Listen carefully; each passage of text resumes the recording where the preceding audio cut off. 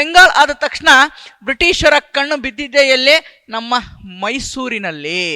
Okay, ಬ್ರಿಟಿಷರ ಕಣ್ಣು ಬಿದ್ದಿದೆಯಲ್ಲೇ ನಮ್ಮ ಮೈಸೂರಿನಲ್ಲಿ. ಸೊ ಈ ಮೈಸೂರು ಅಂದ ತಕ್ಷಣ Anglo Mysore wars, 4 Anglo Mysore ಯುದ್ಧಗಳು ನನಗೆ important. Hyder Ali important, Tipu Sultan important, Tipu ಸುಲ್ತಾನ ಸಾಧನೆಗಳು ಕೂಡ ಏನಾಗುತ್ತೆ ನನಗೆ ಪ್ರಮುಖವಾಗುತ್ತೆ. ರೈಟ್, ಇದು ಇಂಪಾರ್ಟೆಂಟ್. ಓಕೆ, ಸೊ ನಾವು ಈ ಒಂದು ಕ್ಲಾಸಲ್ಲಿ ಮೈಸೂರನ್ನ ಹೇಗೆ ವಶಪಡಿಸಿಕೊಂಡರು, ಮರಾಠರನ್ನ ಹೇಗೆ ಸದಬಡಿದರು, ಪಂಜಾಬನ್ನ ಹೇಗೆ ವಶಪಡಿಸಿಕೊಂಡರು ಅನ್ನೋದನ್ನ ಈ 3 ನಾವು ನೋಡ್ಲೇಬೇಕಾಗತ್ತೆ. ಅದು ಬಿಟ್ಟು ಬರ್ಮೀಸ್ ಇದೆ, ಸಿಂಧ್ ಇದೆ, ಓಕೆ, ಅದನ್ನ ಹೇಗೆ ವಶಪಡಿಸ್ಕೊಂಡ್ರು ಏನು ಅನ್ನೋದು ನಮಗೆ ಅಷ್ಟು ಇಂಪಾರ್ಟೆಂಟ್ ಇಲ್ಲ. ಅದು ಎಕ್ಸಾಮ್ಗೆ ಬರುವಂತಹ ಚಾನ್ಸಸ್ ಏನಿದೆ ವೆರಿ ರೇರ್. ಬಟ್ ನಮಗೆ ಎಕ್ಸಾಮ್ ಎಲ್ಲಿಂದ ಬರುತ್ತೆ? ಬೆಂಗಾಲ್, ಮೈಸೂರ್, ಪಂಜಾಬ್, ಮರಾಠ, ಈ 4 ನನಗೆ ಇಂಪಾರ್ಟೆಂಟ್. ಅದರ ಜೊತೆಗೆ ಹಿಂದೆ ಲಾಸ್ಟ್ ಕ್ಲಾಸಲ್ಲಿ ಆಯ್ತಲ್ವಾ ಕರ್ನಾಟಕ ಯುದ್ಧಗಳು, ಇವು 5 ಕೂಡ ನನಗೆ ಬಹಳ important. One or other exams ಅಲ್ಲಿ ಇವುಗಳು ಬರ್ತಾನೆ ಇದಾವೆ, ಇವುಗಳು ಬರ್ತಾನೆ ಇದಾವೆ ಸ್ನೇಹಿತರೆ. ಆದ್ದರಿಂದ ಈ ಟಾಪಿಕ್ ಏನಿದೆ ನನಗೆ ಇಂಪಾರ್ಟೆಂಟು. ಓಕೆ, ನಾನು ಇನ್ನೊಂದು ಹೇಳ್ತೀನಲ್ಲ, ಬಟ್ ಆಕ್ಚುಲಿ ಮಾಡರ್ನ್ ಇಂಡಿಯಾ ನಿಮಗೆ ಶುರು ಆಗೋದೇ ಎಲ್ಲಿಂದ ಗೊತ್ತಾ? ಫ್ರಾಮ್ 1757. ಅದರಲ್ಲೂ ಬಹಳ ಇಂಪಾರ್ಟೆಂಟ್ ಎಲ್ಲಿಂದ ಅಂದ್ರೆ 1885 ಇಂದ ಆಗುವಂಥದ್ದು ಕಾಂಗ್ರೆಸ್ ಫಾರ್ಮೇಶನ್. ಕಾಂಗ್ರೆಸ್ನ ಸ್ಥಾಪನೆ ಆಗುತ್ತಲ್ಲ 1885ರಲ್ಲಿ, ಅಲ್ಲಿಂದ ಆಧುನಿಕ ಭಾರತ ಇತಿಹಾಸ ಬಹಳ ಮುಖ್ಯವಾಗುತ್ತೆ. ಅಲ್ಲಿಂದ ಬರುವಂಥ ಪ್ರತಿಯೊಂದು ಟಾಪಿಕ್, ಪ್ರತಿಯೊಂದು ಇನ್ಸಿಡೆಂಟ್ ಕೂಡ ಬಹಳ ಮುಖ್ಯ ಆಗುತ್ತೆ. ಯಾಕಂದ್ರೆ ಪ್ರಶ್ನೆಗಳು ಅಲ್ಲಿಂದ ಜಾಸ್ತಿ ಬರುತ್ತೆ, ಇಲ್ಲಿಂದ ಬರುತ್ತೆ, but weightage is very very less. ಬರುವಂತಹ ಸಾಧ್ಯತೆ ಸ್ವಲ್ಪ ಕಮ್ಮಿ ಇದೆ. ಹಾಗಂತ ಬಿಡಕ್ಕಾಗತ್ತಾ? ಆಗಲ್ಲ. ಅದರಲ್ಲೂ ಇದರಲ್ಲಿ ಯಾವುದು ಇಂಪಾರ್ಟೆಂಟ್ ಇದೆ ಅಲ್ವಾ, ಅದೆಲ್ಲವನ್ನು ನಮ್ಮ ಕ್ರ್ಯಾಶ್ ಕೋರ್ಸ್ನಲ್ಲಿ ನಿಮ್ಮ ಮುಂದೆ ತೆಗೆದುಕೊಂಡು ಬರ್ತಾ ಇದ್ದೀವಿ ನಾವು, ಆಯ್ತಾ? ಸೊ ಮೈಸೂರು ಅಂದ ತಕ್ಷಣ ನಮಗೆ ಫಸ್ಟ್ ಹೈದರಲಿ, ಟಿಪ್ಪು ಸುಲ್ತಾನು, ಮೈಸೂರು ಒಡೆಯರು, ಇವರೆಲ್ಲರೂ ಕೂಡ ನೆನಪು ಬರ್ತಾರೆ ಅಲ್ವಾ. ಇದೆಲ್ಲವನ್ನು ನಾವು ಈ ಒಂದು ಕ್ಲಾಸಲ್ಲಿ ನೋಡ್ತಾ ಹೋಗ್ತೀವಿ. ಬ್ರಿಟಿಷರ ಆಳ್ವಿಕೆ ಮುನ್ನ ಮೈಸೂರು ಹೇಗಿತ್ತು ಒಂದಿಷ್ಟು ಬ್ಯಾಕ್ಗ್ರೌಂಡ್ ಅನ್ನು ತಿಳ್ಕೋಬೇಕಾಗತ್ತೆ ಸ್ನೇಹಿತರೆ. ನೋಡಿ, ಈ ಪಾರ್ಟ್ ಏನಿದೆ ಅಲ್ವಾ, ಎಸ್ಪೆಷಲಿ ಆಂಗ್ಲೋ ಮೈಸೂರು, ಟಿಪ್ಪು ಸುಲ್ತಾನು, ಹೈದರಲಿ ನಾನು ಕರ್ನಾಟಕದ ಇತಿಹಾಸದಲ್ಲಿ ಕವರ್ ಮಾಡಲ್ಲ, ಅದು ಇಲ್ಲಿ ಆಧುನಿಕ ಭಾರತ ಇತಿಹಾಸದಲ್ಲಿನೇ ಕವರ್ ಮಾಡ್ತಾ ಇದ್ದೀನಿ. ಸೊ ಹೀಗಾಗಿ ಒನ್ ಆರ್ ಅದರ್ ವೇ, ಅಲ್ಲೇ ಕವರ್ ಆದ್ರೂ ಆಯ್ತು, ಇಲ್ಲಿ ಕವರ್ ಆದ್ರೂ ಆಯ್ತು. ಸೊ ಅಲ್ಲಿ ಆಗಲ್ಲ, ಯಾಕೆ ಮಾಡರ್ನ್ ಇಂಡಿಯಾ ಅಲ್ವಾ, ಒಂದು ಕ್ರೊನಾಲಜಿಕಲಿ ಹೋಗ್ತಾ ಇದೀವಿ, ಒಂದು ಇನ್ಸಿಡೆಂಟ್ ಥ್ರೂ ಹೋಗ್ತಾ ಇದೀವಿ ಅಲ್ವಾ.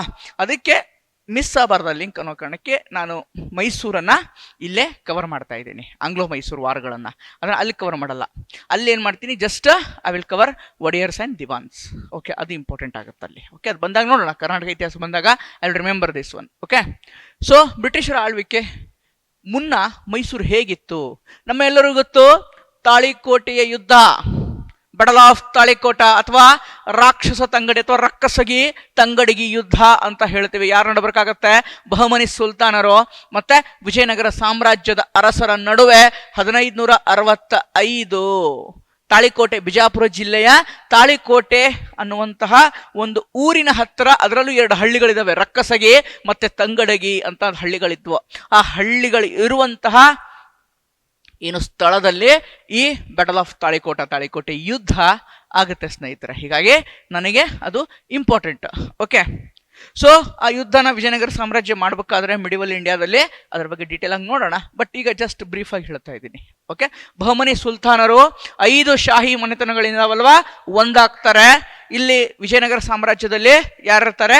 ಅಳಿಯ ರಾಮರಾಯ ಯುದ್ಧದ ಒಂದು ಸಾರಥ್ಯವನ್ನ ವಹಿಸಿರ್ತಾರೆ. ಇವನ್ ಅವರು ರಾಜ ಆಗಿಲ್ಲದೆ ಇದ್ರು ಕೂಡ, ಓಕೆ, ಪೋಷಕನಾಗಿ ಆಗಿದ್ದಂತ ರಾಜ ಸ್ವಲ್ಪ ವೀಕ್ ಇರ್ತಾನೆ ಅನ್ನೋ ಕಾರಣಕ್ಕೆ ಅಳಿಯ ರಾಮರಾಯ ಏನ್ ಮಾಡ್ತಾರೆ, ಯುದ್ಧದ ಒಂದು ಸಾರಥ್ಯನ ವಹಿಸಿರ್ತಾರೆ. ಬಟ್ ಅನ್ಫಾರ್ಚುನೇಟ್ಲಿ ಏನಾಗುತ್ತೆ, ವಿಜಯನಗರ ಸಾಮ್ರಾಜ್ಯ ಪತನ ಹೊಂದುತ್ತೆ. ಬರೀ ಯುದ್ಧವನ್ನು ಸೋಲೋದಿಲ್ಲ, ವಿಜಯನಗರ ಸಾಮ್ರಾಜ್ಯ ಇತ್ತ ಅನ್ನುವ ಅವಶೇಷಗಳು ಕೂಡ ಏನಾಗಲ್ಲ, ಯುದ್ಧದ ನಂತರ ಉಳಿಯಲ್ಲ. ಅಷ್ಟು ಎಲ್ಲ ಛಿದ್ರ ಆಗೋಗುತ್ತೆ ವಿಜಯನಗರ ಸಾಮ್ರಾಜ್ಯದ. ಆ ವಿಜಯನಗರ ಸಾಮ್ರಾಜ್ಯದ ಸಾಮಂತರಾಗಿದ್ದರವರು ಯಾರು? ನಮ್ಮ ಮೈಸೂರಿನ ಒಡೆಯರವರು ವಿಜಯನಗರದ ಸಾಮಂತರಾಗಿರ್ತಾರೆ. ನೋಡಿ, ಏನು ವಿಜಯನಗರ ಸಾಮಂತರಾಗಿರ್ತಾರೆ ಮೈಸೂರಿನ ಒಡೆಯರ್ ಅಂತ ಹೇಳಿದ್ನಲ್ವಾ, ಇದು UPSC ಪ್ರಿಲಿಮ್ಸ್ 2021ರಲ್ಲಿ 21 ಅನ್ಸುತ್ತೆ, ಐ ಥಿಂಕ್.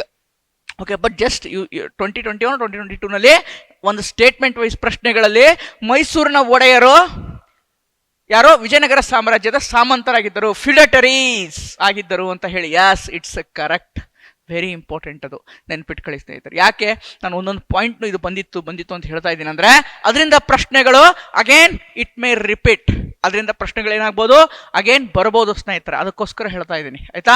1761 ಏನಾಗುತ್ತೆ, ಆಲ್ಮೋಸ್ಟ್ ಒಡೆಯರು ಆಳ್ವಿಕೆ ಮಾಡ್ತಾ ಇರ್ತಾರೆ, 100-200 ವರ್ಷಗಳ ಅವ್ರ ಸಾಮರ್ಥ್ಯ ಹೇಗಿದೆ ಅದರ ತಕ್ಕ ಹಾಗೆ ಆಳ್ವಿಕೆಯನ್ನು ಮಾಡ್ತಾ ಇರ್ತಾರೆ. ಬಟ್ 1761 ಹೈದರಲ್ಲಿ ಏನಾಗ್ತಾನೆ, ಅಲ್ಲಿ ಆಡಳಿತ ಚುಕ್ಕಾಣಿಯನ್ನ ತನ್ನ ಕೈಗೆ ತಗೋತಾನೆ.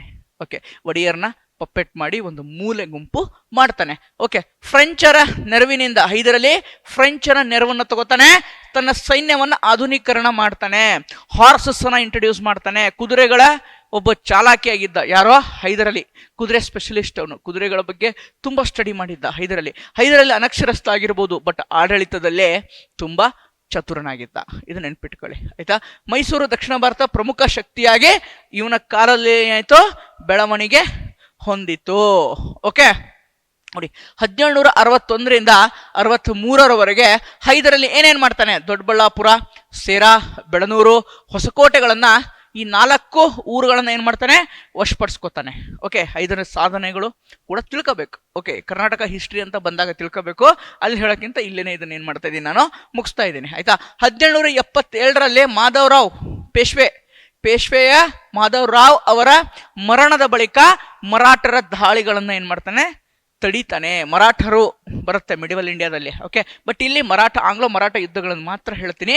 ಬಟ್ ಮಿಡಿವಲ್ ಇಂಡಿಯಾದಲ್ಲಿ ಕಂಪ್ಲೀಟ್ ಮರಾಠರು ಅವ್ರು ಯಾರ್ಯಾರಿದ್ರು, ಶಿವಾಜಿ ಆಗಿರ್ಬೋದು, ಬಾಲಾಜಿ ಬಾಜಿರಾವ್ ಆಗಿರ್ಬೋದು, ಬಾಲಾಜಿ ವಿಶ್ವನಾಥ್ ಆಗಿರ್ಬೋದು, ಅವ್ರನ್ನೆಲ್ಲ ಡೀಟೇಲ್ ಆಗಿ ನಾವು ಕಲಿತೀವಿ. ಮರಾಠ ಅಡ್ಮಿನಿಸ್ಟ್ರೇಷನ್ ಬಹಳ ಇಂಪಾರ್ಟೆಂಟ್ ಆಗುತ್ತೆ. ಓಕೆ, ಸೊ ಮರಾಠ ದಾಳಿಗಳನ್ನು ತಡೀತಾನೆ. ಅಂತಂದ್ರೆ ಮರಾಠರು ಏನ್ ಮಾಡ್ತಾ ಇದ್ರು ಗೊತ್ತಾ, ಅದರ್ ದ್ಯಾನ್ ಮರಾಠ ರೂಲರ್ಸ್ ಯಾರ್ಯಾರು ಇರ್ತಾ ಇದ್ರಲ್ವ ಭಾರತದಲ್ಲಿ, ಫಾರ್ ಎಕ್ಸಾಂಪಲ್ ನಮ್ಮ ಸೌತ್ ಇಂಡಿಯಾದಲ್ಲಿ ಅಂತ ಅನ್ಕೊಳ್ಳೋಣ, ಅದು ಅವ್ರೇನ್ ಮಾಡ್ತಾ ಇದ್ರು, ಚೌತ್ ಅಂತ ಒಂದು ಟ್ಯಾಕ್ಸ್ ಅನ್ನ ಕಲೆಕ್ಟ್ ಮಾಡ್ತಾ ಇದ್ರು. ಚೌತ್ ಅಂತ ಹೇಳಿ ಕರಿತೀವಿ, ಏನಂತ ಕರಿತೀವಿ, ಚೌತ್ ಅಂತ ಕರಿತೀವಿ. ಅದನ್ನ ಕಲೆಕ್ಟ್ ಮಾಡ್ತಾ ಇದ್ರು.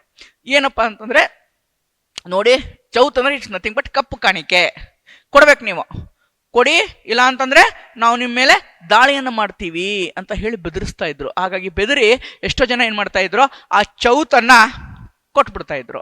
ಓಕೆ, ಆ ಚೌತನ್ನ ಏನ್ ಮಾಡ್ತಾ ಇದ್ರು, ಕೊಟ್ಬಿಡ್ತಾ ಇದ್ರು. ಬಟ್ ಯಾವಾಗ ಪೇಶ್ವೆಯ ಮಾಧವರಾವ್ ಮರಣ ಹೊಂತಾರಲ್ವಾ, ಅವಾಗ ಅವರ ಒಂದು ಅಡ್ಮಿನಿಸ್ಟ್ರೇಟಿವ್ ಓವರ್ ಆಲ್ ಅವರ ಒಂದು ಡೈನೆಸ್ಟಿ ಏನಿದೆ, ಆ ಒಂದು ಕಿಂಗ್ಡಮ್ ಏನಿದೆ, ಸ್ವಲ್ಪ ತನ್ನ ಶಕ್ತಿಯನ್ನ ಕಳ್ಕೊಳ್ಳುತ್ತೆ. ಬಟ್ ಅದೇ ಸಮಯದಲ್ಲಿ ಇಲ್ಲಿ ನಮ್ಮ ಮೈಸೂರಿನಲ್ಲಿ ಹೈದರಲ್ಲೇ ಶಕ್ತಿವಂತನಾಗಿರ್ತಾನೆ. ಹಾಗಾಗಿ ಅವರ ದಾಳಿಯನ್ನ ಏನ್ ಮಾಡ್ತಾನೆ, ತಡೀತಾನೆ.